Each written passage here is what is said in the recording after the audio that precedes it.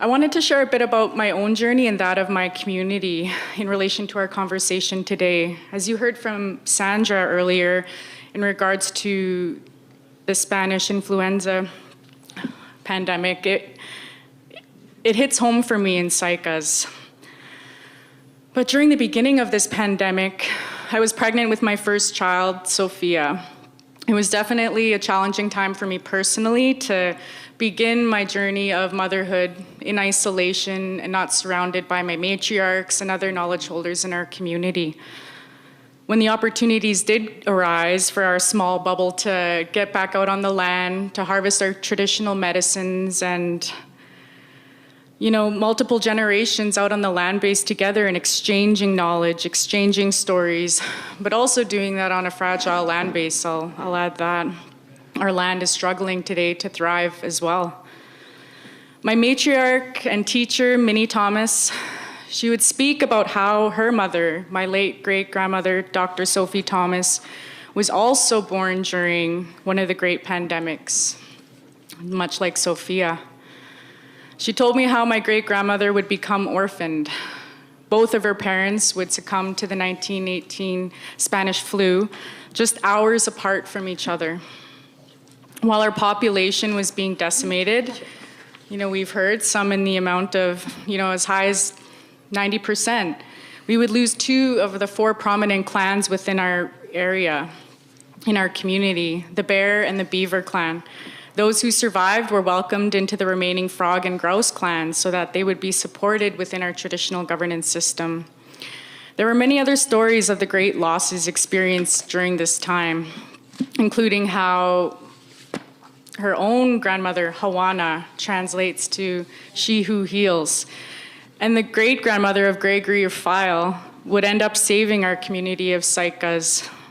I'm here today because of the strength, power, and resilience of these women. My grandmother told me that these 2 ladies would work tirelessly 24/7 to save people's lives in Saik'uz. Mind you, such sickness was never known amongst our people at that time. It did take some time to figure out what medicines would work. They also mentioned how every family or person knew at least one medicine. They had a gift. So you would have to see certain people or families for certain medicines. They found that the power of balsam would help clear the lungs, but it is so powerful. You only need a couple teaspoons morning and night because balsam is a flesh eater. They hung spruce boughs in all corners of their homes, recognizing that sickness was afraid of this medicine. And they would make a smudge with evergreens like spruce, juniper, and pine and cleanse the air. So not only physical treatments, but measures to take care of the spirit as well.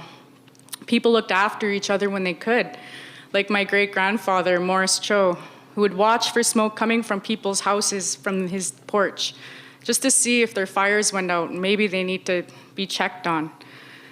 And I think that's something we need to remember during these times while we try to be gentle with each other.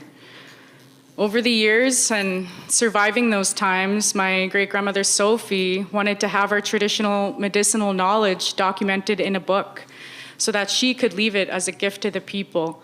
I want to thank CSFS for also contributing to that vision of creating that book. She told us she knew hard times would be coming in our lifetime and was scared for us. She knew that our people would need this information once again when our people would start going back to the land, where we go for healing, where we go for sustenance, where we go to exercise our rights as Yinkadene people.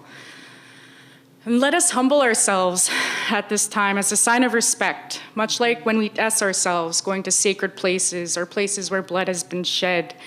We show that respect by honoring the power and significance of these areas. Let us be kind to one another and take measures that are available to us to support the collective health and safety of our community.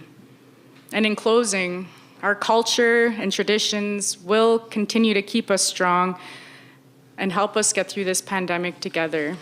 Just wishing everyone safe travels. Snachalya.